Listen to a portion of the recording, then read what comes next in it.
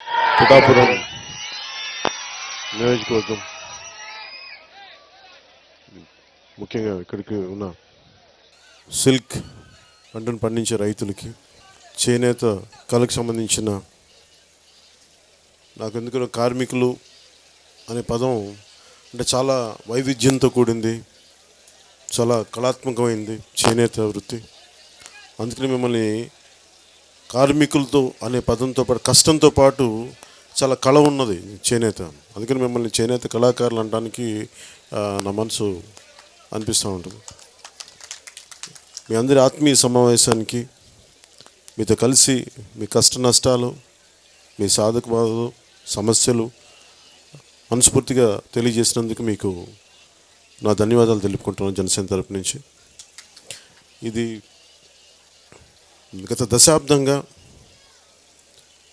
చాలా ప్రతికూల పరిస్థితుల్లో మీరు ఒక మల్బరీ వ్యవసాయం, మల్బరీని తోటలు పెంచుతూ సిల్క్ వామ్స్ని డెవలప్ చేసే ఈ ప్రక్రియ దగ్గర నుంచి ఒకవైపు సిల్క్ని మనకి బెంగళూరు నుంచి తెచ్చుకొని ఇక్కడ ఉప్పాడ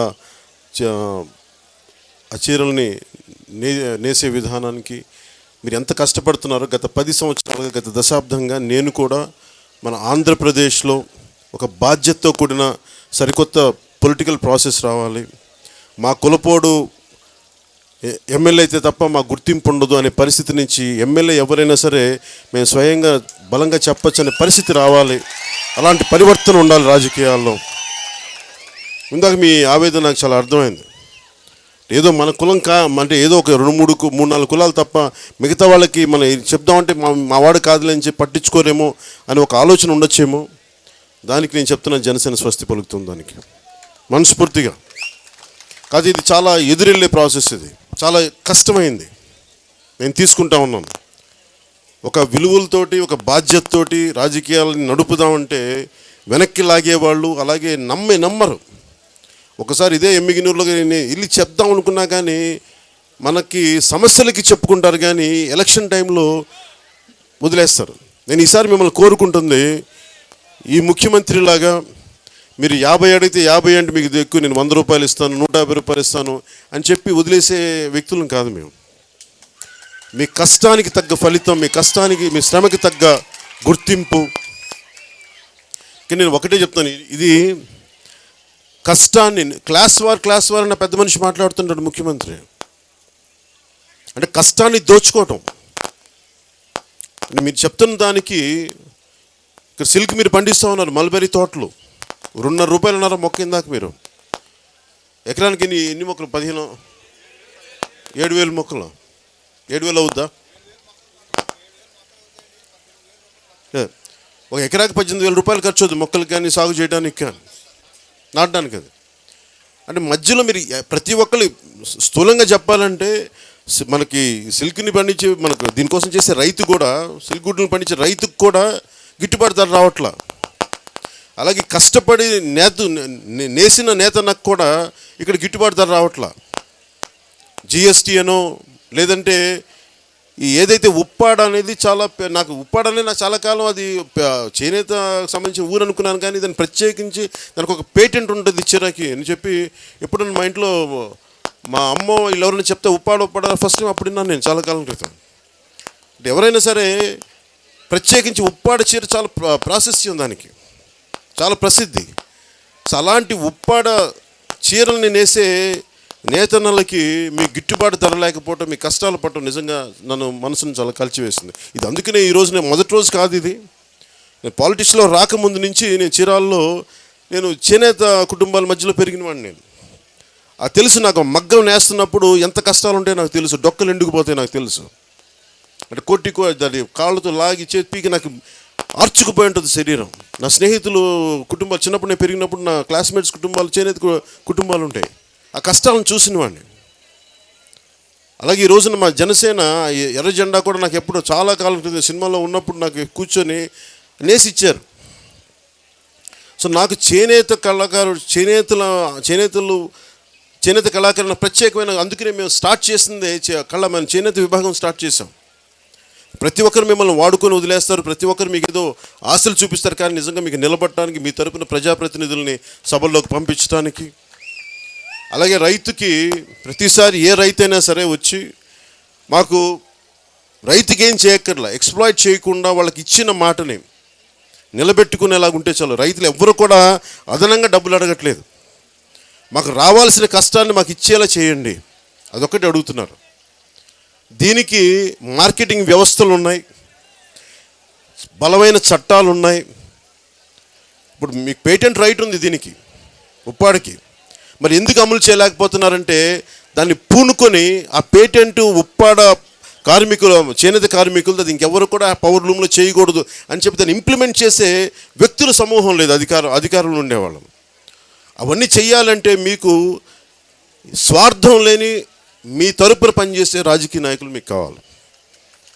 మీరు మనుక జనసేనని నమ్మితే మీ కష్టాలని ఎలా తీరుస్తామని ఒక మాటలు చెప్పాలంటే దీన్ని ఒక సిల్క్ సిటీగా చేసి పెడతాం జయప్రభ. అలాగే నేను ఎప్పుడు కూడా ఎంపీ పదవులు ఈ పదవులు ఎప్పుడు అడగల, భారతీయ జనతా పార్టీ పెద్ద నాయకులతో కూడా మాట్లాడినప్పుడు. అలాంటిది జిఎస్టీలో ఏ మాత్రమైన వెసులుబాటు ఉంటుందని చెప్పి దానికోసం కూడా నేను ప్రయత్నం చేస్తాను. ఒకవేళ జిఎస్టీలో కేంద్ర స్థాయిలో వెసులుబాటు లేకపోతే జనసేన ప్రభుత్వం అధికారంలో కనుక మీరు తీసుకురాగలిగితే దాంట్లో నేను ఆ జిఎస్టీ కొంత పర్సంటేజ్ స్టేట్ గవర్నమెంట్ చేత కట్టించే ఏర్పాటు కూడా మేము చేయిస్తాం. అలాగే ముఖ్యంగా సిల్క్ రైతులకి మీరు ఇంత కష్టపడి 800 కిలోమీటర్లు అటు మన చిత్తూరు వైపు వెళ్ళి అమ్ముకునే కంటే కూడా ఇక్కడే ఉండేలాగా మార్కెటింగ్ యార్డ్ ఇక్కడే ఉండాలి, దాన్ని పూర్తి చేస్తాం. మీరు మొండి గోడలతో వదిలేశారు, దాన్ని మేము జనసేన పూర్తి చేస్తుంది. అలాగే మీకు అంటే మేము ఒకటే మాట నేను ఎక్కువ మాట్లాడి 100 రూపాయలు ఇచ్చేస్తాం, 70 రూపాయలు ఇచ్చేస్తాం అని చెప్పి మన తెలంగాణలో 75 రూపాయలు ఇస్తూ ఉన్నారు. అంటే మీరు వ్యక్తుల మాటలు నమ్మకండి. నా మాటలను కూడా మేము 10 సంవత్సరాలుగా ప్రతి సమస్య మీద అధికారం లేకపోయినా రోడ్డు మీదకి వచ్చి తిరిగి పోరాడుతూ ముందుకు తీసుకెళ్ళి ప్రతి సమస్యని పరిష్కరిస్తున్నాం. అంటే మనకు నిజాయితీ ఉంది కాబట్టే 3 సంవత్సరాలుగా డబ్బులు వేయలేదు. 3 సంవత్సరాలుగా ఈ సిల్క్ని పండించే రైతులకి డబ్బులు వేయట్లా. సడన్గా ఇప్పుడు మనం వస్తున్నాం అనగానే మీకు 3 రోజులు 7 కోట్లు రిలీజ్ చేస్తున్నామని అంటున్నారు. అంటే మేము రోడ్డు మీద తిరిగితేనే 7 కోట్లు రిలీజ్ చేస్తామని మాట్లాడుతున్నారు. ఈ సభను క్యాన్సిల్ చేయమని మాట్లాడుతున్న అధికారులు కానీ రాజకీయ నాయకులు కానీ. నిజంగా జనసేన కనుక ఎమ్మెల్యేలతో కనుక ఉండుంటే ఈ రోజున మీ డబ్బులు అసలు ఈ పరిస్థితి ఉండేది కాదు. మీకు ఈ వచ్చే ఎన్నికల్లో నా కోరిక, నా విన్నపం, నా అభ్యర్థన కూడా ఆలోచించి ఒకసారి ఓటేయండి. ఎందుకంటే నేను నా ఒక్క కులం కోసం లేదంటే నా కొద్ది మంది కోసం నేను రాజకీయాల్లోకి రాలేదు. ఇది నా ఆంధ్రప్రదేశ్ అనుకున్నా, నా నేల అనుకున్నాను. సో అన్ని కులాలు నాకు మనస్ఫూర్తిగా నేను గుండెల్లో పెట్టుకుంటాను. అందుకనే ఈ ముఖ్యమంత్రిలాగా తన కులంతో 80-90% పోస్టులు నింపడానికి నేను లేను ఇక్కడ. ఏ కులానికి కావాల్సిన ఆ దామాషా ప్రకారం మీరు మీలాంటి వాళ్ళు చదువుకోనున్నారు. మీరు దామాషా పద్ధతి అంటే మీకు అర్థమవుద్ది. అంటే మీకు ఎంతైతే మీ సంఖ్యాబలం ఉందో అంత సంఖ్యాబలం అధిక మీకు పదవుల్లో ఉండాలి. మీకు ఒకసారి మిమ్మల్ని చట్టసభల్లోకి డైరెక్ట్గా పంపించలేకపోయినా ఇంకా చాలా విధి విధానాలు ఉన్నాయి. మిమ్మల్ని చట్టసభలోకి మీకు అధికారంలోకి మరింత చేరువుగా మీ కుల సమూహాలకి చేసుకునేలాగా అవన్నీ నేను మనస్ఫూర్తిగా మీకు ముందుకు తీసుకెళ్తాను. అవన్నీ కొత్త తరం మీరు దయచేసి మీరన్నా సరే పెద్దల్ని కొంత ఎడ్యుకేట్ చేయండి, పెద్దలకి తెలియజెప్పండి. ఇక్కడ 10 సంవత్సరాలు పెద్దలందరికీ కూడా చెప్తాను, మీరు రైతాంగం మీరు మొన్న కూడా మన కోనసీమ మన రాజమండ్రి సభలోకి వెళ్తే రైతాంగంతో మాట్లాడుతూ ఉంటే మేము వస్తున్నామంటే వెంటనే డబ్బులు వేసేస్తా ఉన్నారు, ధాన్యం కొనుగోలు చేస్తూ ఉన్నారు. మీరు అన్నది కూడా ఇందాక చాలా మంచి మాట. ప్రతిసారి మేము వస్తున్నప్పుడు చేస్తారు, కానీ ప్రతి ఊరు వాడ పోలేం కదా. ఎక్కడో పాలసీలు బలంగా ఉండాలి. మీకోసం ఇప్పుడు కొత్త చట్టాలు అవసరం లేదు, లేదంటే కొత్త విధి విధానాలు అవసరం లేదు. పని చేయించేవాడు కావాలి. అధికారం లేకుండా మేము వస్తున్నామంటే 7 కోట్లు మేము వేస్తున్నాం, మీరు దయచేసి ఆ సభల్ని క్యాన్సిల్ చేయండి. ఎంత అంటే పని చేసేవాళ్ళు నిజాయితీ పనులు అంటే ఈ దుష్ట ప్రభుత్వానికి ఎంత భయం ఉందో మీకు అర్థమవుతా ఉంది, మీకు తెలియజేస్తున్నాం. అలాంటిది మేము అధికారంలో కనుక చట్టసభల్లో కనుక ప్రతినిధులు కనుక అధికారం నిజంగా మనమే ప్రభుత్వం స్థాపించగలిగే స్థాయిలో కనుక మీరు మద్దతు ఇవ్వగలిగితే ఆంధ్రప్రదేశ్ని కరెక్ట్గా 3.5 సంవత్సరాల్లో మేము ఒక బంగారు భవిష్యత్తు చూపిస్తాం ఆంధ్రప్రదేశ్కి. నిజంగా ఆవేదన చెందాం మేము. చాలా కష్టాలు, ప్రతి చోటకి వెళ్ళిన ఉద్యోగాలు లేవు, ఉపాధి అవకాశాలు లేవు. ఎంత కమిట్మెంట్ లేకపోతే ఇక్కడ ఉన్న యువకుడికి ఒక ఐటీ ఉద్యోగం వదిలేసి నాతో పాటు నా నేత కుటుంబీకులందరూ రోడ్డు మీద పడిపోవాలి. నేను అండగా ఉండాలంటే ఎంత తపన ఉండాలి, ఎంత కడుపు మంట ఉండాలి, ఎంత ఆవేదన ఉండాలి. అలాంటి యువకుల తాలూకు ఆవేదనని, మీరు కన్న కలల్ని జనసేన సాకారం చేస్తుంది. కోరుకునేది ఒకటే, నేను ఈ ముఖ్యమంత్రి పెద్ద మనిషిలాగా నోటుకి ఏది వస్తే పాదయాత్రలు చేసినప్పుడు ఇంక ముఖ్యమంత్రి కావాలి, ఎడాపెడా మాటలు ఇచ్చే నిలబెట్టుకోవాల్సిన అవసరం లేదు. అడిగేవాడు ఎవడు లేడు. అన్న మా కాలు ఇదే, నీకు 10 రూపాయలు కదా, నీకు 100 రూపాయలు ఇస్తాయి. ఎక్కడి నుంచి వస్తాయి 100 రూపాయలు? అధికారంకి వచ్చేసింది, మర్చిపోయిన మాటలు. నేను అలా చేయట్లేదు. నేను మాట్లాడే ప్రతి మాట చాలా వాక్శుద్ధితో మాట్లాడుతున్నాను. చేయగలిగేదే చెప్తాను, చేసేదే చెప్తాను మీకు. అందుకే నేను కోరుకుంటుంది కూడా రైతాంగానికి కూడా, ముఖ్యంగా పట్టు రైతాంగానికి, మీరు మా మీద భరోసా పెట్టండి. ఇక్కడ మీరు కరెక్ట్గా వచ్చిన సంవత్సరంలోపు ఇక్కడ మీరు ఇక్కడే మార్కెట్ యార్డ్ ఇక్కడే పెడతాం. ఇక్కడ మీకు దళారులు దోపిడీ లేకుండా మేము అండగా నిలబడతాం. నేను చెప్పాను సభలో, గోదావరి నది ఈ నేలను విడిచి ఎలా వెళ్ళలేదో పవన్ కళ్యాణ్ ఈ నేలను విడిచి ఎక్కడికి వెళ్ళాలి. మీరు ఒక్కసారి ఇన్ని సంవత్సరాలు ఒక దశాబ్దం పాటు అధికారం లేకుండా రోడ్ల మీద తిరుగుతూ ఉన్నాం, మాటలు పడుతూ ఉన్నాం. నేను సభలో కూడా చెప్పాను, భారతదేశంలో అత్యధికంగా పారితోషికం తీసుకునే నటులు నేను ఒక్కడిని చెప్పట్లేదు, కానీ ఒక బలమైన 10-12 మంది నటుల్లో నేను ఒకడిని. ఈ మాటలు అనిపించుకుంటున్నాను వీళ్ళందరి చేత, ఈ దౌర్భాగ్యుల చేత మాట అనిపించుకుంటున్నానంటే నాకు సరదా కాదు. నిజంగా ఆవేదన, అలాంటి కుర్రవాడి ఆవేదన నాకు తగులుతుంది. ఎవరు మాట్లాడంటే మన సమస్యల మీద దోపిడీ జరుగుతుంటే ఎవరు ఎలిగితే నిలదీరేంటి, ఆ ఆవేదన నన్ను రాజకీయాలకు పట్టుకొచ్చింది. మీకోసం నేను నిలబడతాను. ప్రతి చేనేత కుటుంబానికి నేను మనస్ఫూర్తిగా, మన చర్లపల్లి శ్రీనివాస్ గారికి కూడా చెప్తా ఉన్నాను, చెప్పండి, ప్రతి ఒక్కరికి తెలియజేయండి. ప్రతి చేనేత కుటుంబానికి నేను అండగా నిలబడతాను. అంటే నెల్లు వెంకటగిరి చీరల దగ్గర నుంచి ఎమ్మిగనూరు కానీ, మన ఉప్పాడ కానీ, ఉప్పాడకి నేను చెప్తున్నాను, మీకు ఇక్కడ మీరు ఈ సెంటర్ అన్నారు, మీరు ఈ కామర్స్ సెంటర్, మీకు ఎట్లా విదేశాల్లో ఎలా ఉంటుందంటే ప్రత్యేకంగా చేతితో చేసే ఏదైనా సరే అత్యంత విలువ దానికి. మీకు దేశం మొత్తం ఉప్పాడకొచ్చి మీరు ప్రత్యక్షంగా ఎలా చేస్తారో, ఎలా చూస్తారో, మీరు 10 రూపాయలు పెడితే దానికి 20 రూపాయలు ఖరీదు వాళ్ళు కొనుక్కునేలాగా బాధ్యత నేను తీసుకుంటాను మీకు. కానీ మీరు నన్ను నమ్మాలి. మీరు మోసగాళ్ళ మాట నమ్మారు ఇప్పుడు దాకా. నిజాయితీ పరుల మాట నిజాయితీ పరుడు ఎక్కువ మాట్లాడ్డావు. కరెక్ట్గా తీసేస్తాం, బిల్లు కట్ ఇవి చెప్పండి. నేను ఇవన్నీ మనస్ఫూర్తిగా త్రికరణ శుద్ధిగా చెప్తున్నాను మీకు.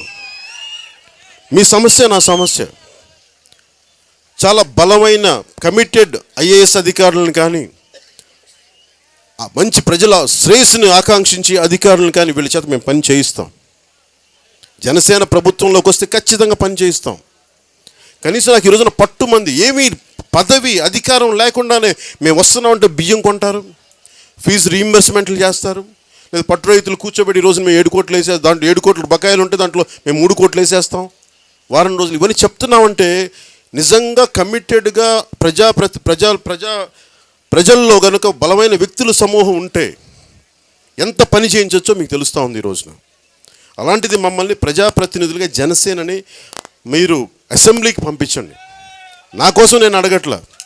నా జీవితం నాకు నిజంగా నాకు లోటు లేదు నా జీవితంలో. చెగివేరా స్ఫూర్తి ఏంటంటే నా కులం కాదు, తన కులం కాదు, తన ప్రాంతం కాదు, తన ఖండం కూడా కాదు. సాటి మనిషి కష్టపడుతున్నాడు చెగివేరా అనేవాడు చాలా బలమైన యుద్ధం చేశాడు.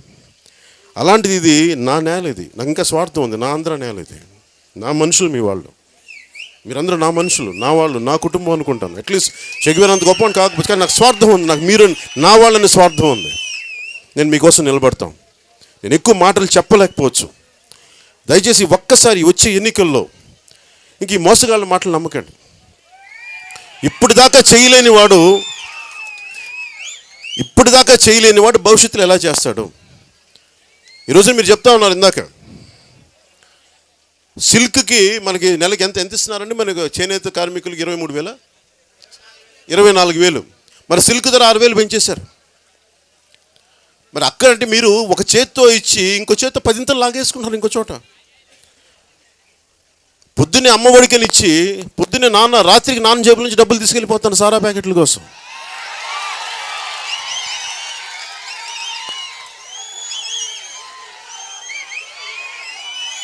అంటే ఈ పరిస్థితులు చూడండి. అంటే మీరు మీరు ఒక వ్యక్తిని మీరు ఎలా నమ్ముతారు? వాడి చేతలను బట్టే కదా. ఆ వ్యక్తి మద్యపానం నిషేధిస్తానని చెప్పి మద్యపాన నిషేధం విధించకపోగా విచ్చలవిడిగా మద్యం అమ్మకాలు చేస్తూ ఉన్నారు. 1,25,00,000 మద్యం, అక్రమ మద్యం దొరికింది. అక్రమ మద్యం ఏరులై పారుతూ ఉంది. మరి ఇలాంటి వ్యవస్థని, ఇలాంటి ముఖ్యమంత్రిని, ఇలాంటి ప్రభుత్వాన్ని మీరు నమ్మాలో లేదా? నేను చెప్తున్నాను, మీరు మన వాడ ఇందాక చాలామంది మనకి జనవాణి కార్యక్రమంలో చేసుకుంటే దళితులందరికీ ఆయన ఒకటే చెప్పారంట, నేను దళితులకి మేనమామ అని చెప్పి. మరి మేనమామ ఏం చేశాడంటే పాపం అంబేద్కర్ విదేశీ విద్య తీసాడు దళితులను. మా మేనమామ చేసిన పని నిర్వాకం అది. అందుకనే నేను మా కులం, మా వాడు, నేను మీ వాడిని, ఇవన్నీ అతని మాటలు నమ్మకండి. వాళ్ళని ఎన్ని బెదిరింపులు, ఎన్ని తిట్లు ఎందుకు తింటున్నానంటే, నిజంగా ఈ రాష్ట్రానికి ఒక కమిటెడ్ పొలిటికల్ లీడర్ సమూహం అవసరం. నేను చెప్పట్లా. చాలామంది గ్రామ స్థాయిలో కానీ, మండల స్థాయిలో కానీ, నియోజకవర్గ స్థాయిలో, జిల్లా స్థాయిలో చాలా కమిటెడ్ లీడర్షిప్ కావాలి. అలాంటి కమిటెడ్ లీడర్షిప్ని తేవడానికి జనసేన పార్టీ ఉంది. నేను నిలబడి ఉన్నాను. దశాబ్దం అధికారం లేకపోయినా తిట్లు తింటున్న బలంగా ఎందుకున్నామంటే నిలబడేవాడిని కనుక. ఈసారి ఒక్క అవకాశం, మీరు ఇన్ని కష్టాలు చెప్పారు, మీకు నేను అందుబాటులో ఉండే వ్యక్తిని. ఈరోజు మీరు పిలుస్తారు, నేను వచ్చాను మీ దగ్గరికి, మీ కష్టాలను తెలుసుకొని వచ్చాను. అందుకని ఒక్కసారికి మీరు 2 పర్యాయాలు 24, 29 జనసేనని నమ్మండి. ఒక 10 సంవత్సరాలు జనసేనకి అధికారం కట్టిపెట్టండి. 10 సంవత్సరాలు. మీరు 2 సంవత్సరాలు మీరు టైం తీసుకోండి. నా పెర్ఫార్మెన్స్, జనసేన పెర్ఫార్మెన్స్ బాగలేదు, కనీసం మాకు బదులు కూడా ఇవ్వట్లేదంటే మీరు వెంటనే మీరు కాల్ ఫర్ చేయండి. నేను దిగిపోతాను, రాజీనామా చేసి దిగిపోతాను. తిరిగి రాజకీయాల్లో విలువలు పట్టుకొస్తాం. అకౌంటబిలిటీ, జవాబుదారీతనం. ఈ ముఖ్యమంత్రి రోడ్ల మీద తిరుగుతా 50 కాదు మీకు 100 ఇస్తా అన్నాడు వైట్ సిల్క్కి. 35 రూపాయలు ఎల్లో సిల్క్కి 50 రూపాయలు ఇస్తామని చెప్పిన వ్యక్తి ఈ రోజున మన వాళ్ళు ఇందాక చెప్తా ఉన్నారు, లోపల వెళ్ళి అధికారులకి మొరాయించుకుంటే అధికారులు ముఖ్యమంత్రికి చెప్తే నీ నెల జీతం ఎప్పుడు వస్తాయి? ప్రతి నెల 10వ తారీఖు వస్తుంది సార్, ఇట్లా బకాయిలు ఉన్నాయి సిల్క్ రైతులకు ఇవ్వాలి అంటే నీ నెల జీతం ఎప్పుడు దాకా వస్తాయి? 10వ తారీఖు వస్తాయి. ఈసారి అడిగామనుకో నెలాఖరు కూడా రాదని చెప్పి బెదిరింపులు. రైతాంగానికి నిలబడ్డ అధికారులు కూడా ఈ విధంగా బెదిరింపులు అయితే అదేం ప్రభుత్వం అది? అందుకని అలాంటివి కాకుండా మీరు ఒక మాట అంటే బదులిచ్చే ప్రభుత్వం, బదులిచ్చే మీకు పొలిటికల్ లీడర్స్ కావాలి.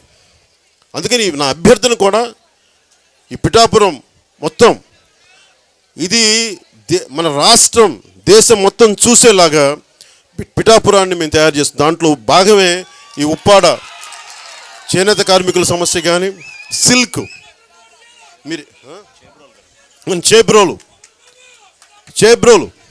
సిల్క్ రైతులకు సంబంధించి మీరు 800 కిలోమీటర్లు ఇక్కడికి వెళ్లకుండా ఇక్కడే మీరు అమ్ముకునేలాగా, మోసపోకుండా మీకు ఏ కష్టం వచ్చినా మేము గుండెల్లో పెట్టుకుని చూసేలాగా జనసేన ప్రభుత్వం ఉంటుంది. మీకు తెలియజేసుకుంటూ మనస్ఫూర్తిగా మీ అందరి నా మాటను ఒకసారి ఆలోచించండి, ఒకసారి ఆలోచన చేయండి. ఈ ఒకసారికి వచ్చి వెళ్ళిపోవట్లేదు, ఇంకో 2 సార్లు 3 సార్లు ఎలక్షన్ లోపు మళ్ళీ ఇంకోసారి వస్తాను, 2 సార్లు వస్తాను, 3 సార్లు వస్తాను. ఆలోచించండి ఒకసారి. ఈ ఒక్కసారికి ప్రలోభాలకి దాటి ఒక్కసారి జనసేన వైపు వీక్షించండి. మీ కష్టాలకి నేను తోడు ఉండకపోతే, మీరు ఆల్రెడీ ఒక వ్యక్తిని నమ్మి మోసపోయారు. 10 సంవత్సరాలుగా నాకు అవసరం లేదు రాజకీయాలు, కానీ నా దేశం అనుకొని వచ్చాను. అందుకని నేను అలాంటి వ్యక్తులున్న జనసేనని నేను ఎవరిని నాతో పాటు చాలామంది బలంగా మనకి అసెంబ్లీకి తీసుకుపోవాలి, అది ప్రభుత్వం స్థాపించే స్థాయిలో ఉండాలని మనస్ఫూర్తిగా కోరుకుంటున్నాను. ఆ దిశగా అడుగులేస్తున్నాను. ఆ దిశగా వారాహి విజయయాత్రను ప్రారంభిస్తూ చేబ్రోలుకి వచ్చాను. మీ సమస్యలు విన్నాను. మీ అందరి అండదండలు కావాలని కోరుకుంటూ మీ సమస్యల్ని మనస్ఫూర్తిగా నేను తీరుస్తానని తెలియజేసుకుంటూ సెలవు తీసుకున్నాను. జై హింద్.